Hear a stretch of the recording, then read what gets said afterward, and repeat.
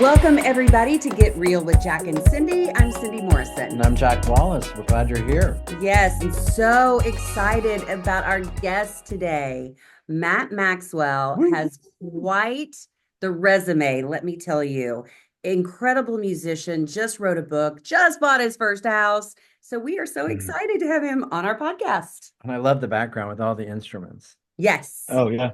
Thanks. Awesome. Kind of my makeshift studio for now. It's a 2-bedroom, so eventually I'm going to move into the other room and make it a little more decked out. But it's my studio for now. That's awesome. That's great. awesome. And that's so important. It seems like in Nashville, everybody has their studios where they can be creative from home. Everyone is moving to Nashville. It's so crazy. I actually just was there a year ago looking at houses for a friend. And it's amazing. Like everywhere we went, they go, this was so-and-so's house, or this was, it's like all these great musicians or people that are studio people. It's just so cool. Yeah. Love it. Yeah. Yeah. Great energy. Tens of thousands of them here. And it's funny. It feels a lot like Tulsa, I think. Yeah. It's a very similar feel with the people and the place. Sure. Yeah. I compare us to Some rolling hills. Yeah. It just kind of feels like home a little bit. Yeah. I like it. So, Matt, tell us a little bit about, just the teeny tiny small things that you're doing right now.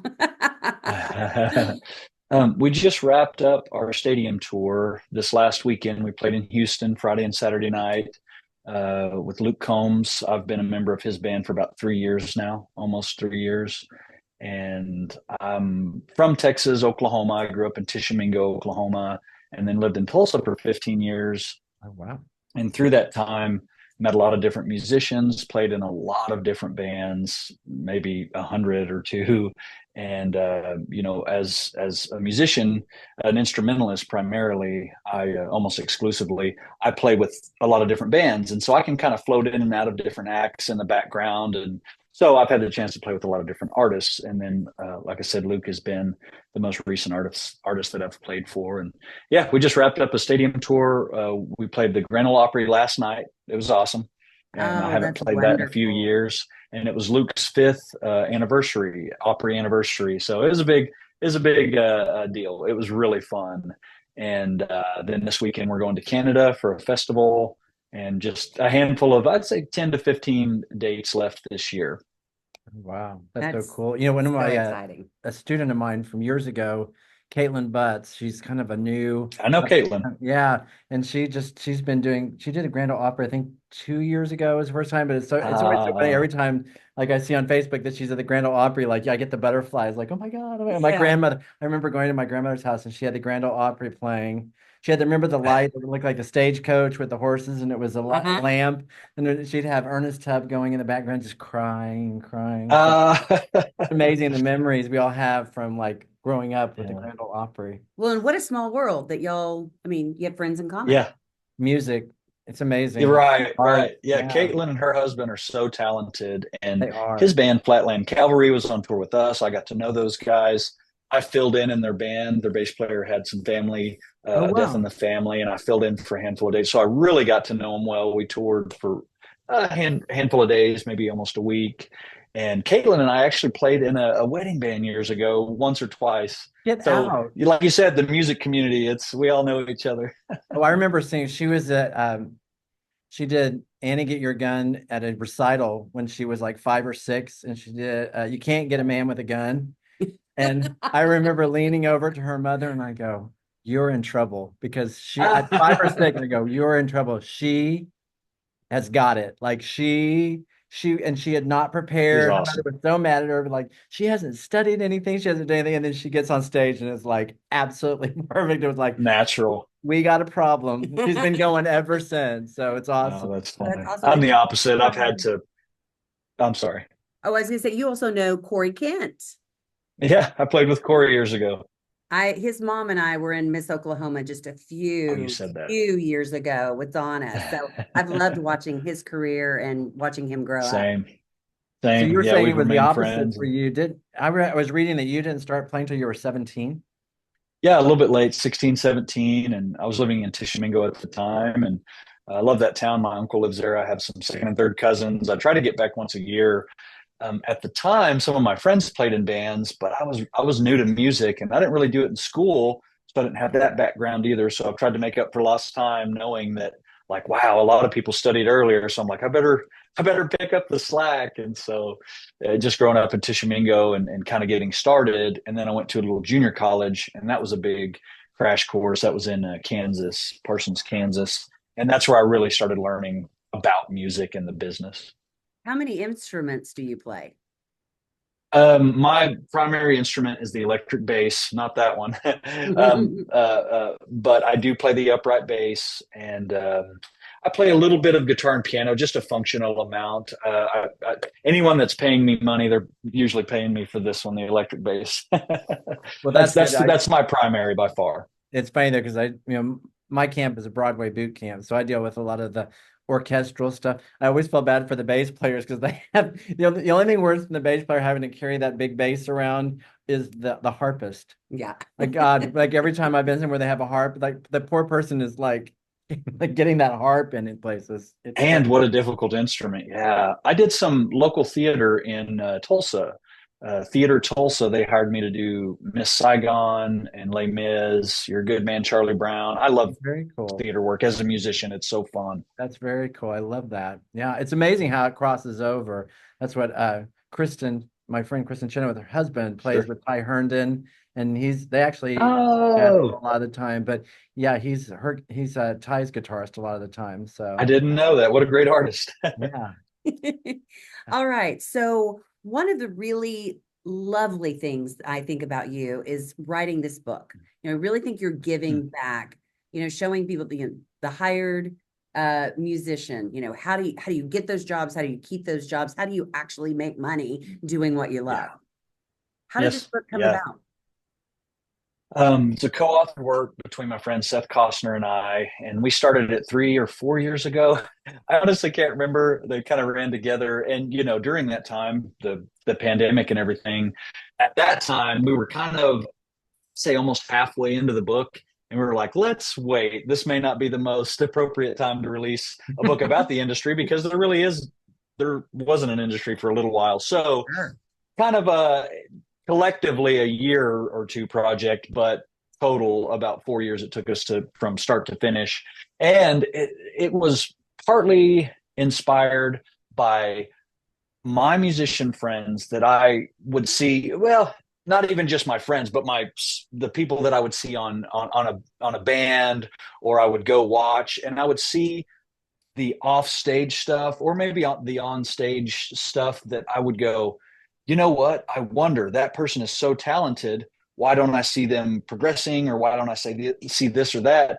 Or myself, if I would go in and mess something up royally, which I have done plenty of times, why wouldn't I get called back? And so through looking at my mistakes and others' mistakes, I kind of went, what are some things that I could put into a work that would help my former self, some of my friends, and even people that I looked up to. Maybe I would see a misstep, and we all make them. So it was kind of inspired by myself and others making missteps of, hey, here's some basic principles on where to get started. Also, so that's part of it. The other part is I grew up in Tishomingo, and I'm 38.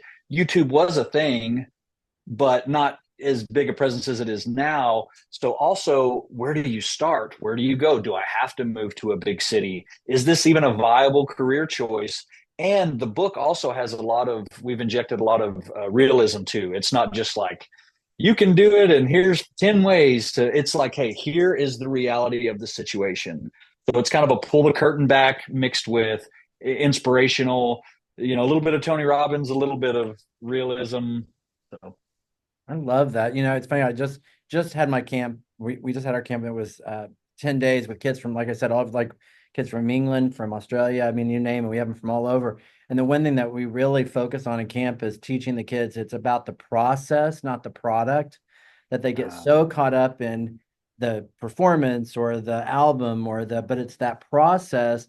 And like that, to get the job, people want to see that you're going to get in there and you're going to work. And if you're going to self-correct and you're going to take direction and you're going to understand, what they may be looking for, something different than what you're doing, and don't get offended by that. Figure out how to make that happen when you need to.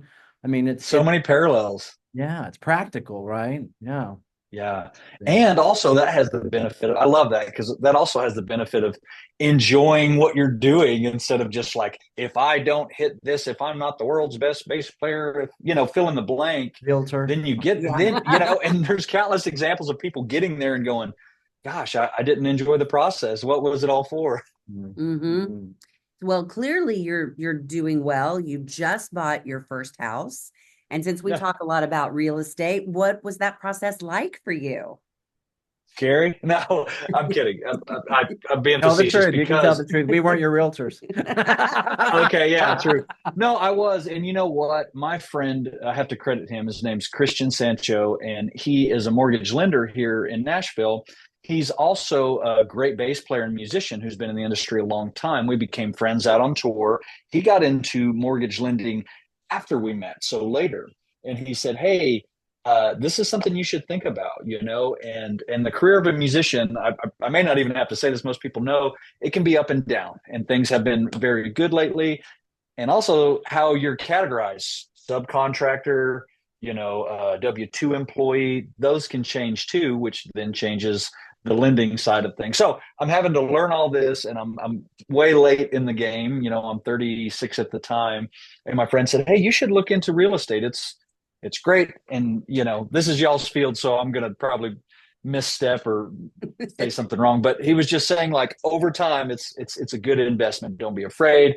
Of course, the market crashes, but it comes back. He said historically, it's very safe. And my background a little bit. My dad owned a home. My mom never really did. They split, and so I didn't even really know what exactly to do. So my friend kind of figuratively held my hand through the whole process, and it was awesome. I'm glad I did it. And now I get reports back, and I see that, hey, it's doing well. And even though it's a unique time in the market, it's still a good time, from his vantage point and what he convinced me of. So it was a little scary at first, but I'm glad I did it. And literally everybody I've talked to has been like, congrats and thumbs up. Of all the things in life, that's one of handful that's going to be a good thing financially in the long term. I love working with first time buyers. In fact, just was on a Hulu show called First Time Buyer, and just walking through that process and yes, holding your hand and educating you about it. I mean, to me, that is so fun and so exciting. But it is also interesting, like you were saying. So, like, you're employed, it's a thin line. Real estate is the same. Being realtors is very much the same. Like, it's kind of funny because you kind of audition to get the listing, then you get it, and then you got to perform by getting it sold and getting it closed, and then you're done and you're unemployed again until you get the next. It's a very similar thing. So it's always funny when people say, well, I don't know. I'm like, well, if you're somebody who is consistently working and you can find different ways. I mean, like with you can do studio work, you can go on tours. I mean, people don't realize all the different things. Teach, that's a big one, especially with Zoom. I mean, a lot of it's sort of interesting how many like voice teachers now teach over Zoom, even with their kids that are in the same town. So they can teach someone in Australia and here. I mean, it's really opened a lot of opportunities to get more stable in your income. So, because that's the scary thing. We're afraid we're not gonna be able to make our house payment, right? I mean, that's the frightening part. But you have to make your rent payment.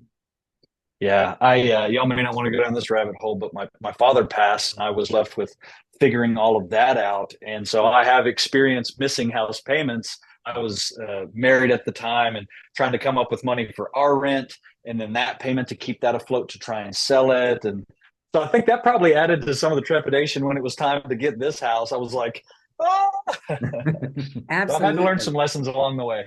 But you know what? Now you're your own landlord. You still pay rent, but you're paying it to yourself. And that's the thing, that's the long-term effect of money is you're going to have that house as your asset, and you might as well be paying that towards yourself. So no, it's really smart. It's really, I mean, we think so because that's our business. But but also I pay forward with people say you are not ready to buy a house. Like I'm not the person who thinks that everybody should be buying a house because it's cheaper to rent than to own, because it isn't. If your roof gets damaged or you have some issue, you have to have money to take care of those things. So I think it's really important to be in the right place to buy a house, but it sounds like that's where you are. So that's good. We're birds of a feather because that's the same vantage point that we take in the book.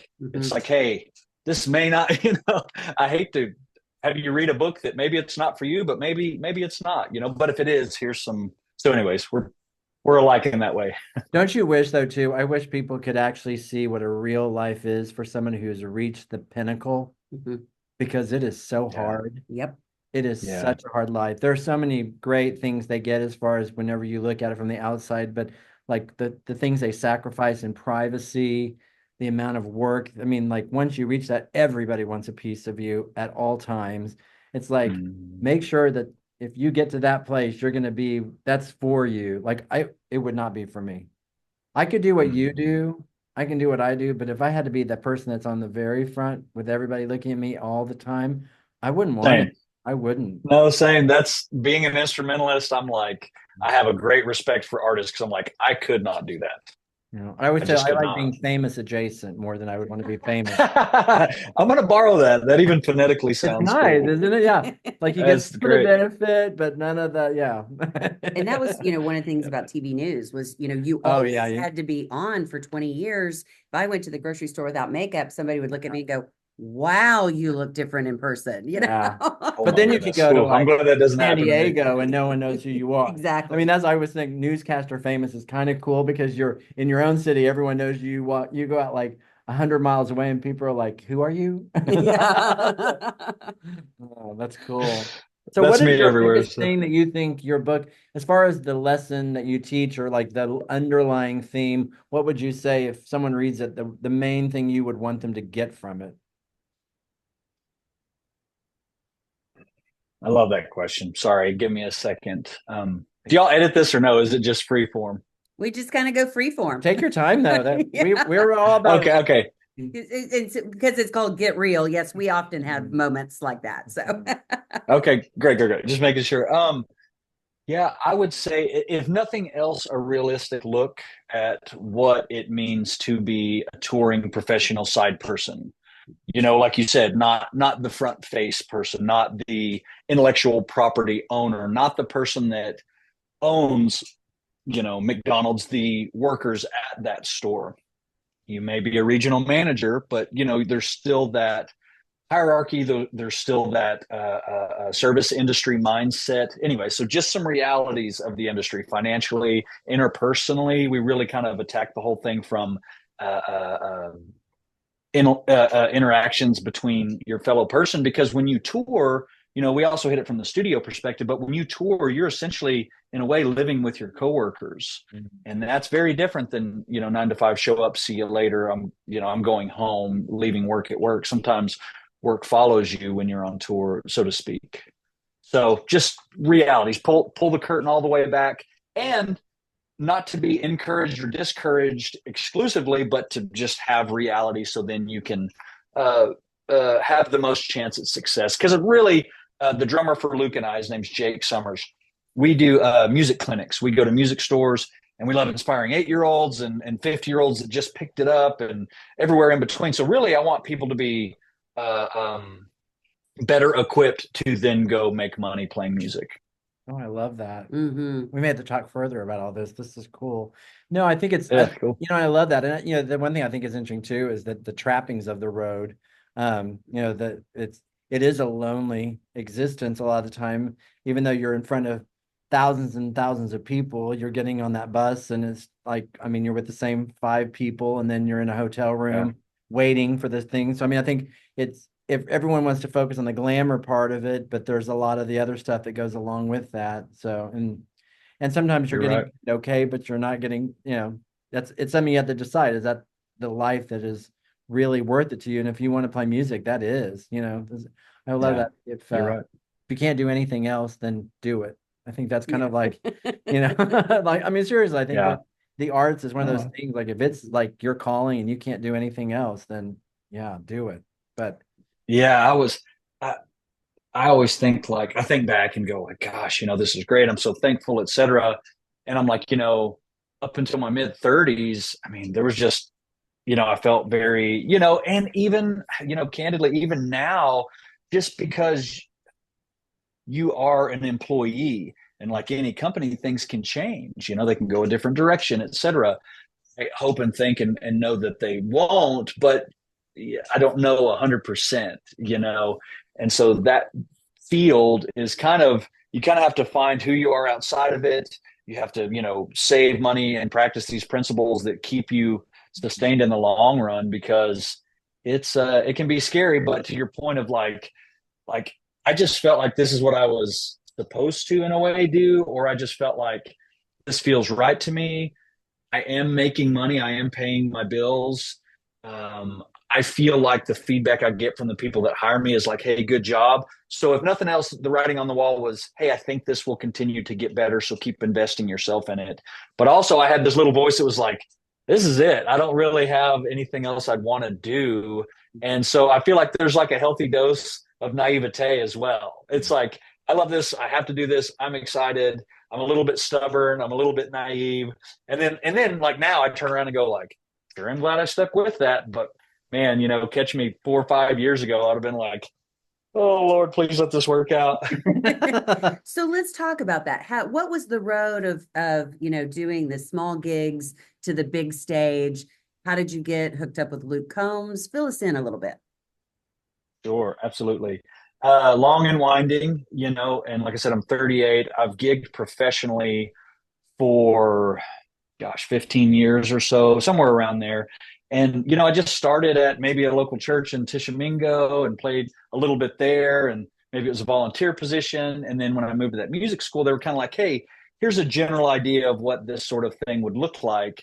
And I'm like, okay, great. And then I moved to the Tulsa area after that, having had some gig experience. I played, I don't know, 20 shows, something like that, some paid, some not. So then I moved to the Tulsa area. I started working at a music store. There were a lot of musicians there. And so I would get bits of advice, maybe what to do, not to do. So different bands started hiring me. And as a bass player, you can kind of weave in and out of a lot of different music. Like I said, I did theater work, church gigs, private events, teaching some, etc. And so it just kind of starts snowballing. Even it's a slow process, but it starts snowballing. And so I was working at a music store full time. And then I went part-time gigging, part-time music store, full-time gigging. And then those years go on. And then I went back to part-time music store, part-time gigging. It's a dance a little bit. And so, and then through that, you kind of start playing cover band sets at bars or church music. And then you meet some artists, like you talked about Corey Kent. I met him a long time ago. He writes his own songs. Wow, that's cool and interesting. And you can leverage that in a different way than a private event band. Both can make money. You just kind of have to do it different ways. And me, as someone in the background, I kind of just said, hey, I like these people. I like the music. Highest bidder or first call, not always highest bidder, but the first call wins, and I'll put that on the calendar. So anyways, I did that for years and years and years. And then you meet a handful of artists. You meet musicians within that band. They recommend you for other things. Anyways, all that to say, the current band leader for Luke is Tyler King. Tyler King is from 𝐷𝐤𝐿, Oklahoma, which is north of Tulsa. I met him. I played in his band right around when I was playing with Corey, and I made an impression on him, and vice versa. I was like, wow, what a great artist. He was 15 years old, writing his own songs. Incredible, great singer. We played a few years off and on. He moved to Nashville. I stayed in Tulsa, and he remembered me all these years later. And, through social media, through Instagram, we watched each other's careers. I watched him doing his thing and vice versa. And all these years later, when they needed a bass player, he called me and he said, hey, Matt, I don't know what you're doing. I don't know if you'd be interested in it, but this is a great opportunity, I think. And, I, of course, said yes. And, this is a life-changing opportunity that came, 15 years after initially starting that gigging process and playing shows and playing professionally. So overnight with no guarantees. What you're saying, right? Overnight, yeah. Yeah, a 15-year overnight success for sure. But it does happen in a flash. I mean, it's both, it's like, oh my gosh, is this going to work out? What am I banging my head against the wall? And then it's like, you hear something in the background, like, what was that? And it's like, oh, over here. Okay. It feels like overnight sometimes. And then, like you say, yet it wasn't. It's funny. It's a funny marriage of the two. I think though, what I hear from you, we talk about this a lot, and this is one thing that I always really, really push with kids and teach, and that's kindness and gratitude. Those are the two most important things in life to me. But also, when you're talking about all those people remembering you and coming back to you, I can tell from our short interaction that you have a kindness and a gratefulness and a work ethic, and those things align, and you keep finding yourself getting work, and you keep finding yourself whenever you have to have the ability to back it up. I mean, that's the first, but there's a lot of talented people. Yeah, I mean, there are a lot of It's talented great to people. work with so a- many. when you can Yeah. work with somebody who's kind and easy to work with. Yeah. Oh my gosh. And now living in Nashville, I've seen that around me and it's amplified and I wish I had the words in a few sentences to describe it, but I meet so many musicians and I meet so many musicians, hundreds and hundreds and hundreds that I'm like, wow, you're so incredible. Some of them you get to know personally and you go, wow, quite literally, not self-deprecating, quite literally people that are twice as talented as me. I've met them, bass players, guitar players, piano players. And I'm not saying I don't have a measure of talent. I do. We all do. Y'all, you said you work with kids and it's like, wow, super talented. But like you said, if they can't get along with anybody, unless they're going to be on an island by themselves and they're going to be the top person hiring everybody, it's like, you better be able to play well with others. And I've just seen it time and time and time again reinforced that the ones that can play well with others and, like you said, back it up, that's kind of, I hate to use the word, but like a formula that at least sometimes does work. You're giving yourself the best opportunity for it to work if you're doing that. Empathy, kindness. And you know what? I can't think of that word without thinking of, and I don't intentionally do it, but it always comes up with Luke and the band that the band that I'm in. That whole camp is that way. And they just hire those type of people. And you know what? We end up working with these other bands that open for us or are on the same bill, and they're that way too. And so I think it's this formula that you kind of see as a thread through a lot of the industry. And it's not to say any of us are perfect. We're definitely not. But that common thread, like you said, is just treating somebody like a human and having empathy and sympathy. And that's a thread that I see throughout the industry and from what I've noticed. One of my favorite stories, Kristen did a Christmas album, and she had 𝐷𝐿 do guitar and sing. Oh man, love It's 𝐷𝐿. killer. The two of them together is just killer. But then she had him come. She was at the Metropolitan Opera for a Christmas show, and she had him come. And it's the first blues performer that's ever played on the stage at the Metropolitan Opera. And he killed it. I love that. It was so killer. I mean, that's just who she is. She's like, bring everyone together. Let's do all the different genres. But the coolest thing is, so afterwards, they have everyone lined up in the lobby to, go shake the hand of Kristen and to meet her and blah, blah, blah. Sure. So I'm up in the lobby talking to people in the line, and I get to the very end, and there's 𝐷𝐿 standing there, and I go, you can go on in. You were a performer. And he goes, I'm enjoying this. I'm really enjoying this, because everyone was coming up and like, saying that and being, I just thought how he was like, I'd rather just stand in line and wait my turn. But it was like, oh my God, it's just amazing. Like, you look at someone like him, he's such an icon, and he's the most down to earth and most humble, sweet, kind person. It's just, Wow. I love that. I've heard that about so many people, and Stevie Wonder comes to mind, who's one of my favorite artists of all time.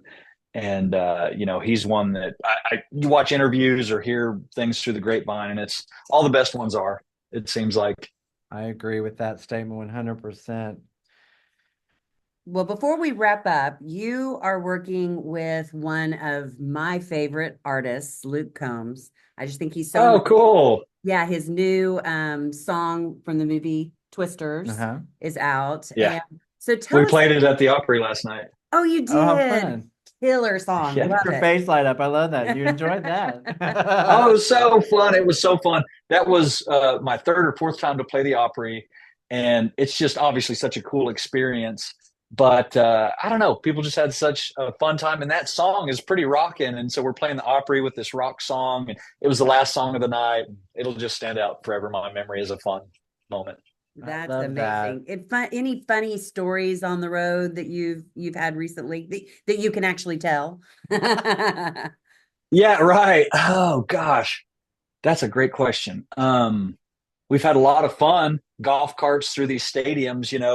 They're big, and so it's I got to go take a shower. Well, that's about a half-mile walk. And so golf carts have been our best friends, and a lot of them.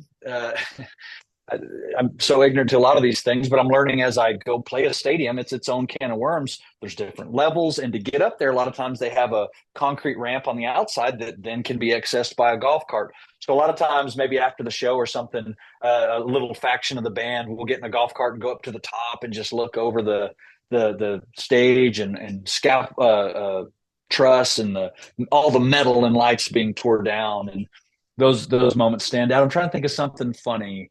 I'm trying to throw myself under the bus so I don't want anyone else. Yeah, you want to stay employed. Yeah. Yeah. Let's see. Gosh. Oh, well, it's from a couple of years ago, but we played a Tortuga Music Festival, and we have a little moment in the show when Luke features all of us. Hey, this is Corey. He's from Kentucky. He's going to sing a little something for you. And Corey sings, and he sings like a bird. Okay, now this is the drummer. Anyways, they get to me, and I'd worked on this bass solo over and over, like you do in Broadway, et cetera. You work on your part, and I pride myself in working on things, and I was like, I'm ready. Here we go. And I had done it 100 times by this point. And we get to walk out, and then here comes the excuse. But my excuse was, it's this big long thrust that I'm walking out on, and it's slanted. And Luke's like, get out there and play him something. And the train's moving. My solo's going, whether I'm walking or standing or sitting. And I'm walking down. I'm like, oh wow, it's slanted because I hadn't been out there yet. And I allowed it. It's my fault. I allowed it to throw me off guard. And man, I butchered the crap out of that solo. And there's a lot of times where you'll make a mistake and you're kind of like, I play bass. I'm in the background. It's live. It's fine. And it is.